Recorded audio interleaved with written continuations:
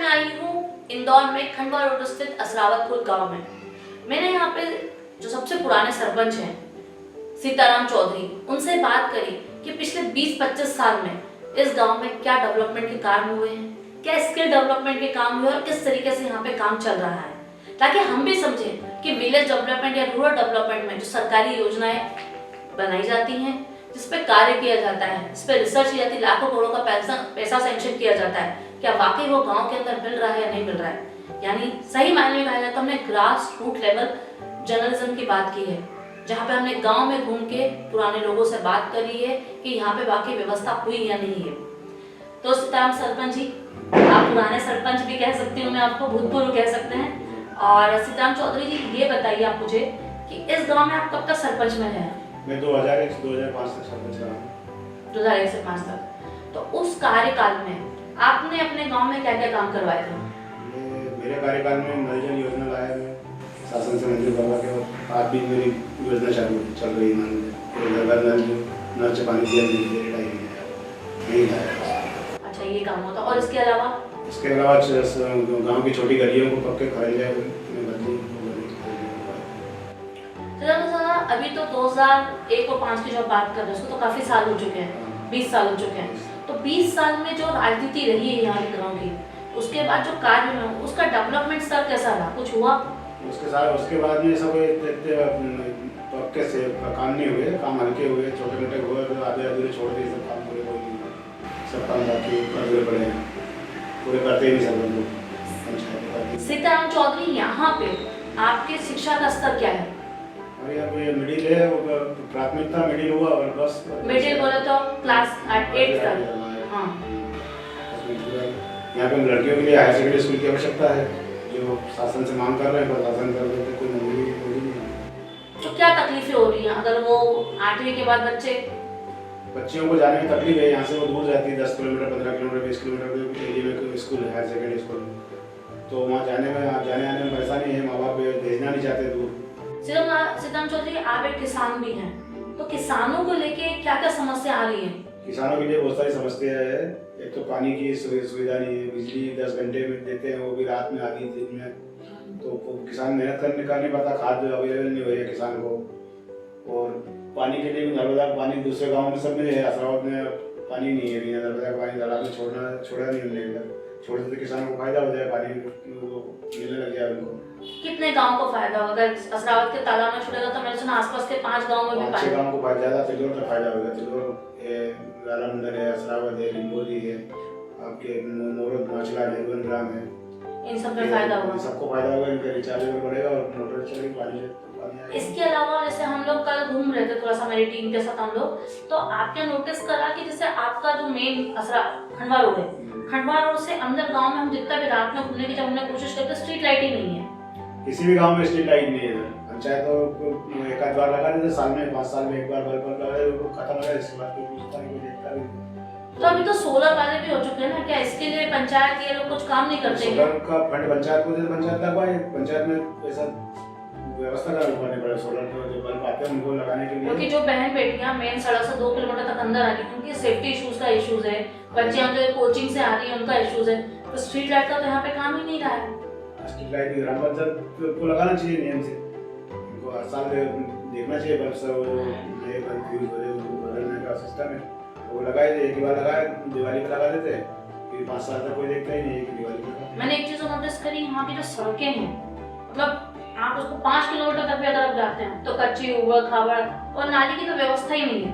नाली यहाँ सड़क के साथ बनाते ही नहीं है, नाली बनाते नहीं है, और सड़कें टूट जाती है, पानी आता है तो सड़कें डामर की सड़क खत्म हो जाती है, सीमेंट कंक्रीट की भी बेकार बनाते हैं, तो ठेकेदार देखता नहीं उसमें, और वो उखड़ जाती है। तो यहाँ के क्षेत्र के जो विधायक हैं, यहाँ पर है जनपद सीओ हैं जो ग्रामीण विकास केंद्र के लिए काम करते, क्या वो लोग गांव का सर्वे करते नहीं आते, या यहाँ पे वो काम नहीं कर रहे हैं? यहाँ कोई भी अधिकारी, ना तहसीलदार आता, ना सीओ आता, ना जिला पंचायत सीओ, ना जनपद सीओ, ना तहसीलदार, ना कलेक्टर इस गांव में आना ही चाहते।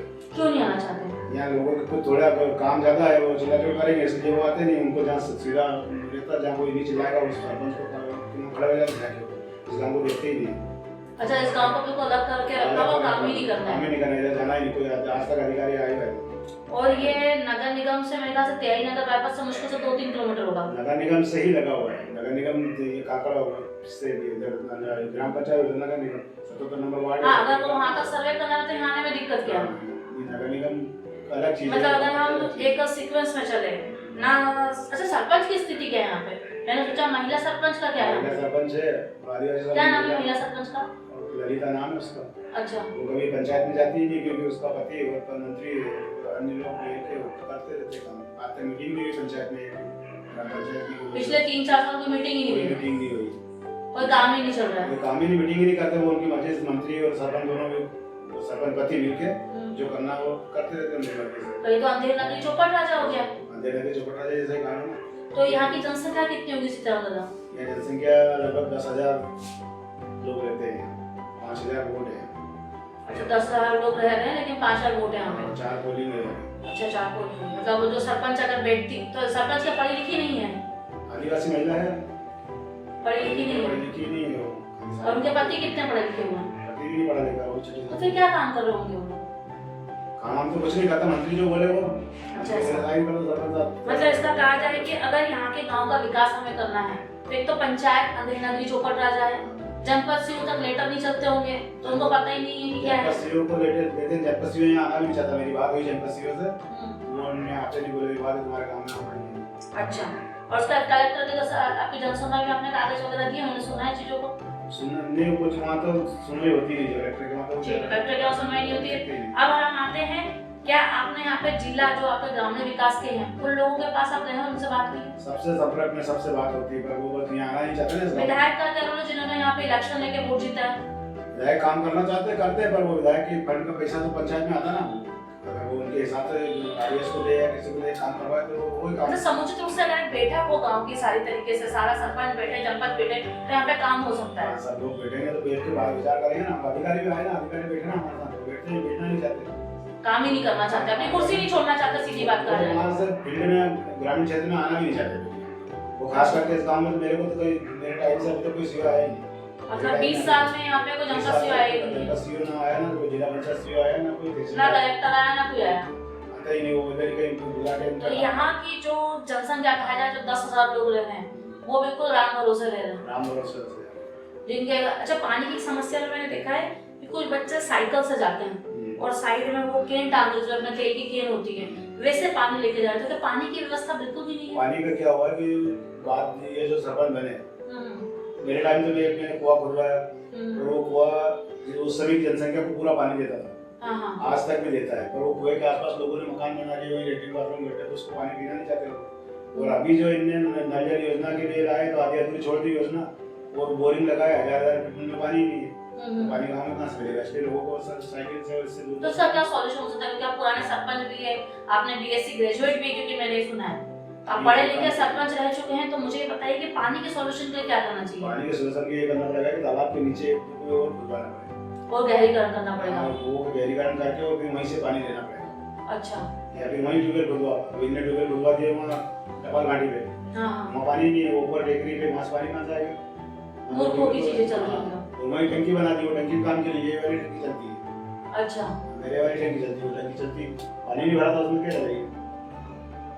मतलब आपकी जो बेसिक सुविधा है गांव के अंदर अच्छी अच्छी सड़क होनी चाहिए, वो नहीं है आज के टाइम पे। सड़क नहीं है, आपके नाली की व्यवस्था नहीं है, नाली नहीं है। स्वास्थ्य के प्रति देखें तो कचरे की कोई व्यवस्था नहीं है, हर जगह कचरा डाल रखा हमने, क्योंकि गाड़ी होने के बाद यहाँ से वो ये है कचरे उठाने की, वो भी हफ्ते 15 दिन में आती है गाँव में बात करें। पैसा हुआ लेते उसके नाम से, तो वो कचरा डालती नहीं, जहाँ उठाना कचरा लगे लगे नाली में पड़ा है। और किसानों को भी खाद की भी समस्या हो रही है, पानी की भी समस्या हो रही है, तालाब का गहरीकरण नहीं हो रहा है, यहाँ पे नर्मदा का कनेक्शन नहीं कराया जा रहा है। खाद में तो इतने क्या रखा है कि सोसाइटी में बोल रहा खाद देने का, वो सोसाइटी आप जमीन के खसरे मांग रही है, दिए मांग रही है, कई किसान ओवरड्यू उनको खाद भी नहीं दिया, ओवरड्यू भी इनके कारण ही हुआ कि आप माफ कर दें, कई लोगों ने पैसा नहीं भरा सोसाइटी में, अब उनको खाद नहीं मिल रही है, खाद दे रहे उनको, किसान तो कमजोरी हो रही है ना, किसान को क्या देंगे? मतलब कहा जाए कि जो 20-25 साल में डेवलपमेंट होना चाहिए वो वापस से फिर से जीरो पे आ चुका है। वो जीरो है, सराब में कोई जरूरत नहीं है, सराब गांव पे सोसाइटी इनकी अलग सोसाइटी वैसे कुछ नहीं। अच्छा, ऐसा है। और यहाँ के जो आसपास के खनवा रोड पे जो अपन तिहाई नगर से अगर सिरोड तक के गांव देखें तो वहाँ की परिस्थिति कुछ अच्छी है या नहीं है? इससे ठीक है, इससे ठीक है। वहाँ पे कुछ सरपंच और गांव वाले मिलकर कर लेते हैं। उधर वो तहसील लगा आती है ना, अपने उधर बहुत तहसील लगती है, अपन इंदौर तहसील में अपने यहाँ ऐसा ही है। सीधा मतलब मैं आपसे एक चीज पूछना चाहूंगी, अगर यहाँ के मुद्दों को लेके अगर अपन एक जन अभियान बनाया जाए, जैसे कहते हैं सभी लोग साइन करें उन चीजों के लिए, आगे लेटर प्रस्तावित किया जाए, क्या तब कुछ काम हो सकता है क्या? सब कितनी बार कर लिया हमने, हो जाए अब तो सुन रहे अधिकारी ने तो कभी सुने नहीं है, तो कितनी बार 50-50 साइन करके दिया, आज तक कोई अधिकारी आके पूछा तक नहीं क्या होता।